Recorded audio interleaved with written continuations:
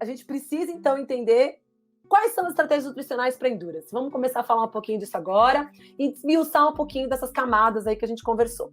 Então, olha só, quando o atleta chega pra gente, é como se fosse essa árvore aqui, né? Tem o tronco da árvore é o atleta e tudo que está aqui em cima é a vida dele, que a gente precisa organizar, né? Essa é a vida do paciente, né? É a vida do paciente que está uma bagunça, que eu tenho que integrar a nutrição, com o treino, com a vida. Eu tenho paciente que treina às 6 da manhã, depois às 8 da noite, trabalha o dia inteiro sentado, não tem tempo para comer durante reunião. É uma confusão danada, né? Então, pensa que eu tenho o paciente e eu tenho a vida dele lá em cima, tá? Como que eu vou organizar toda essa bagunça? Vou começar, então, sabendo quem é esse paciente. Então, eu estou falando do atleta de endurance.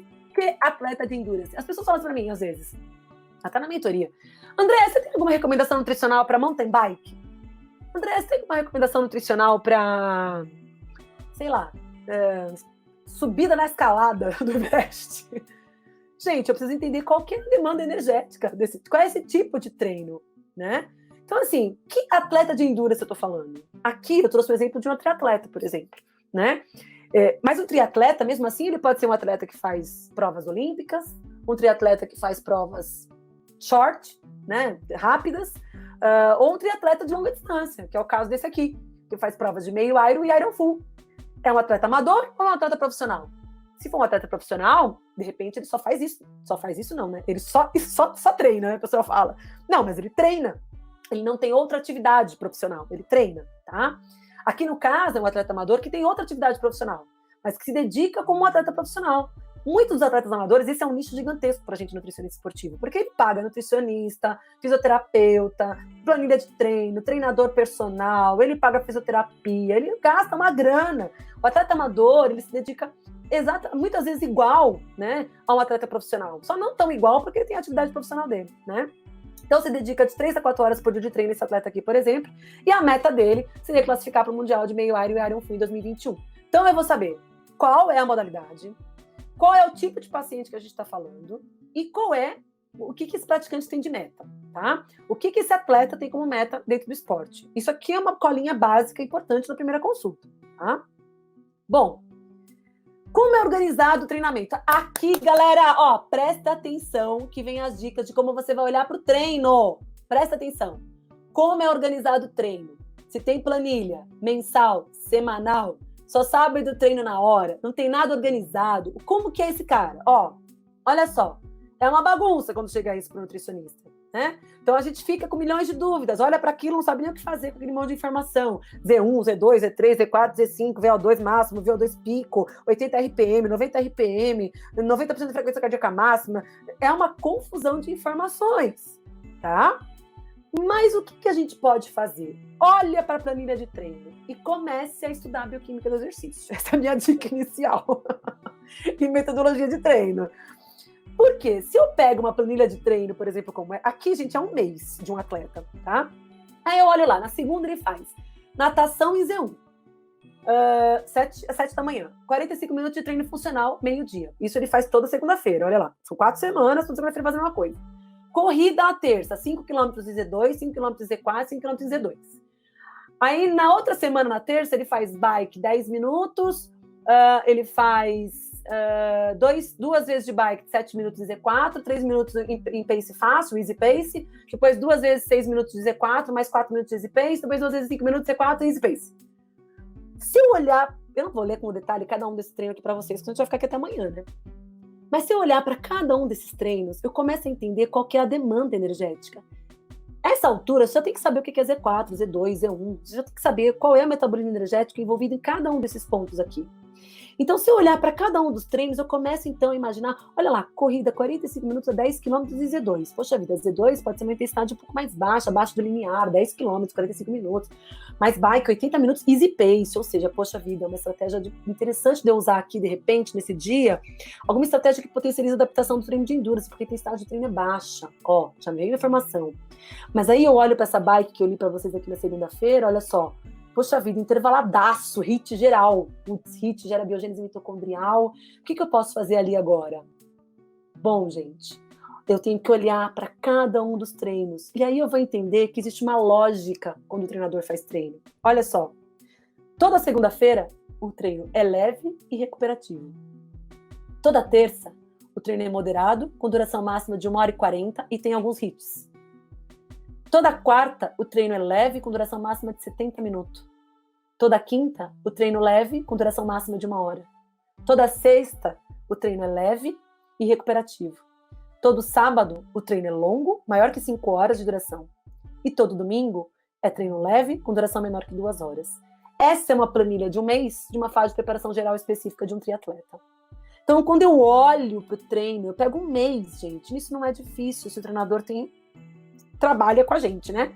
Eu olho para o treino e olho, poxa vida, tem uma lógica. Então, eu posso, durante esse mês, toda segunda-feira, fazer essa estratégia nutricional. Toda terça-feira, fazendo essa estratégia nutricional. Toda quarta-feira, fazendo essa. Toda quinta, fazendo essa. Entenderam? Por mais que mude ali o estímulo, que seja bike, que seja corrida, que seja natação, tem uma lógica que está sendo periodizado esse treino. Quando eu olho para a lógica, fica fácil eu escolher a estratégia nutricional que eu quero. É muito demais, né? É demais quando a gente consegue fazer isso, para que a gente consiga fazer a periodização. E mesmo que seja semanal, Ana Carolina, que está falando, né? Que trabalha em BH com muitos treinadores, que a organização é semanal.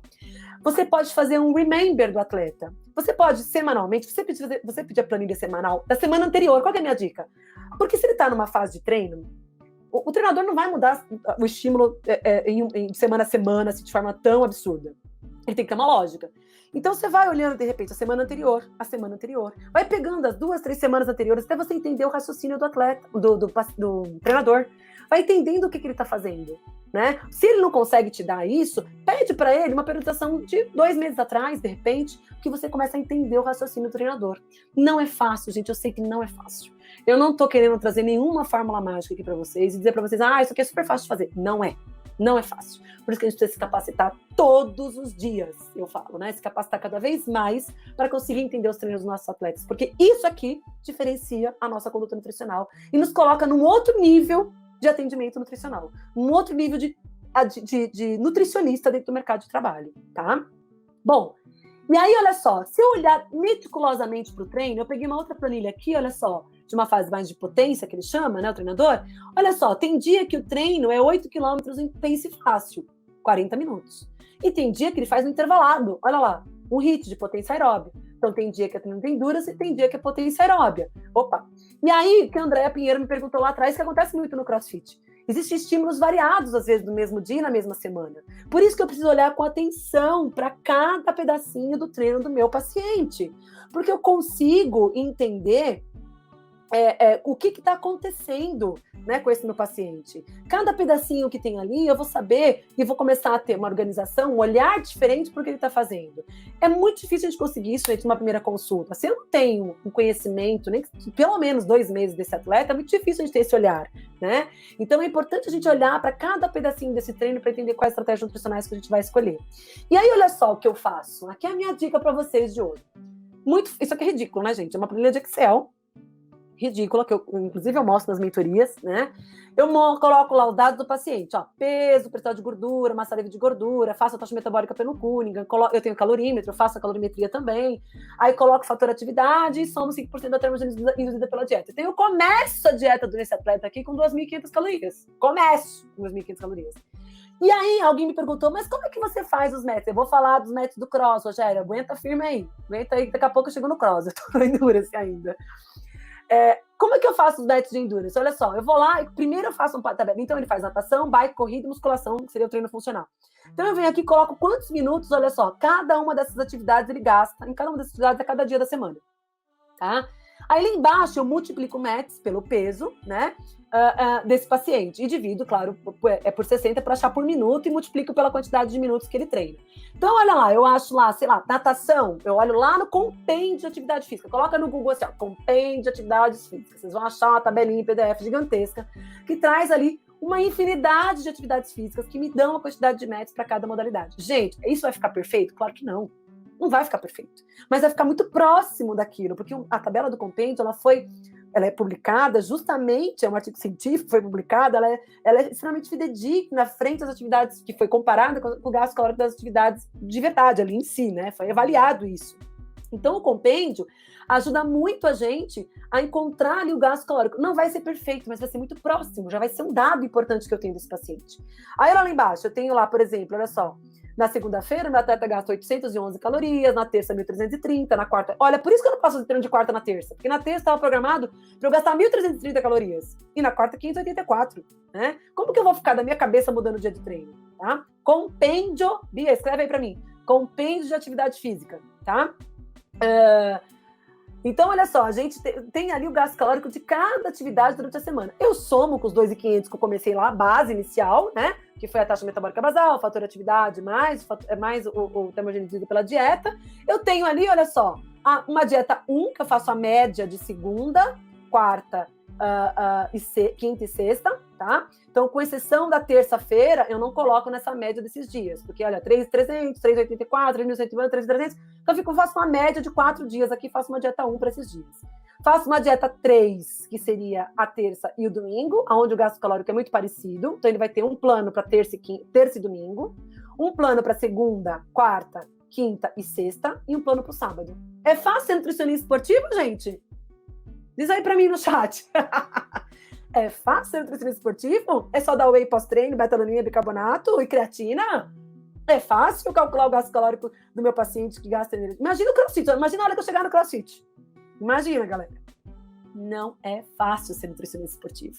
E é isso que faz a gente ser diferenciado no mercado de trabalho, né? É isso que faz a gente ser um profissional melhor. E quando a gente vai esmiuçando o treino desse paciente, e dá um trabalho danado fazer 3 dietas, vai fazer uma dieta para segunda, para quarta, para quinta e para sexta, uma dieta para terça, para domingo, uma dieta para sábado. Muda muita coisa? Você pode ter um basicão, você pode ter um básico, o teu básico pode ser a dieta 1, e você só adiciona as coisas para a dieta 3 e a dieta 5, desculpa, você tem o básico que é a dieta 1, e você só adiciona as coisas para a dieta 2 e 3. Tá? Então, eu não posso ter a mesma dieta todos os dias da semana, se eu tô falando com um atleta de performance, porque os estímulos são diferentes. Vocês viram que um dia ele faz 8 km no pace fácil, e no outro dia ele faz um intervalado de bike. O gasto calórico é totalmente diferente. Eu não posso ter a mesma dieta nos mesmos dias. Por isso que eu preciso entender qual que é o treino que ele tá fazendo. Se eu entendo qual é o treino que ele tá fazendo e eu esmiuço aqui o gasto calórico, eu consigo saber de forma mais adequada quanto ele vai gastar de energia em cada uma desses treinos, tá? Sim, o valor da consulta tem que ser digno, Lorena, com certeza, não tenha dúvida, que é um trabalhão que a gente leva para casa, né? Bom, entendemos isso. Quais as respostas de adaptação que a gente espera com o treino de endurance? Isso aqui é fantástico, gente. Olha, quando o cara faz um treino de endurance, o que a gente espera de adaptação? Para progressão, ó, mesma curvinha de progressão para ganho de performance. Eu espero aumento da densidade capilar, aumento do estoque de glicogênio, aumento da densidade mitocondrial, aumento da atividade das enzimas oxidativas, aumento da oxidação de gordura, não sei por que ficou maior aí, aumento do VO2 e aumento do volume plasmático. Tudo isso acontece quando eu treino endurance, tá? Quando eu faço o treino de endurance, tudo isso acontece como resposta de adaptação. Se eu tô treinando endurance, eu tô fazendo isso. Mesmo se for um HIIT, mesmo fazendo HIIT de endurance, né? Eu consigo gerar biogênese mitocondrial, eu melhoro o estoque de glicogênio muscular. Então, a característica do treino de endurance é gerar essas adaptações fisiológicas. E olha que coisa mais linda! A nutrição modula a resposta de adaptação do treinamento. Olha, ali eu coloquei para vocês do lado esquerdo os efeitos do treinamento. Tudo isso que eu falei no slide anterior tá aqui, ó.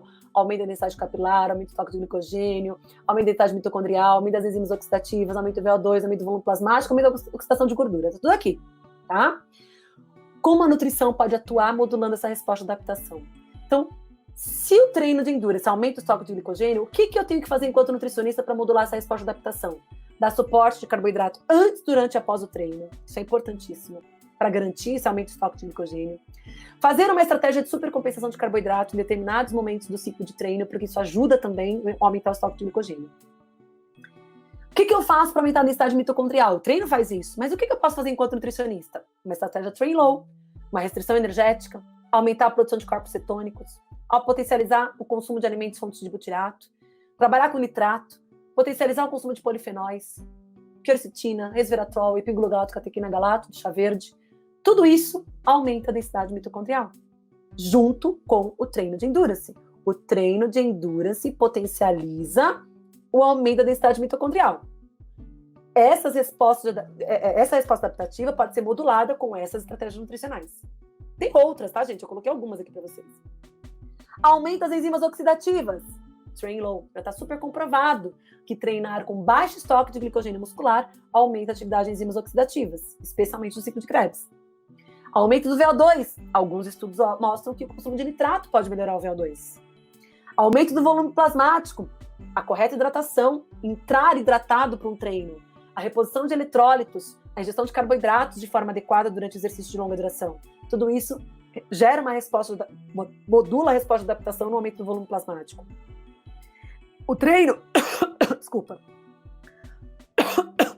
O treino aumenta a oxidação de gordura. O que eu posso fazer enquanto nutricionista? Dieta cetogênica, corpos cetônicos, cafeína e epiglucalato catequinagalato. Gente, tira uma fotinha enquanto eu peço uma água aqui que eu engasguei. Vou ver se eu peço pra alguém aqui.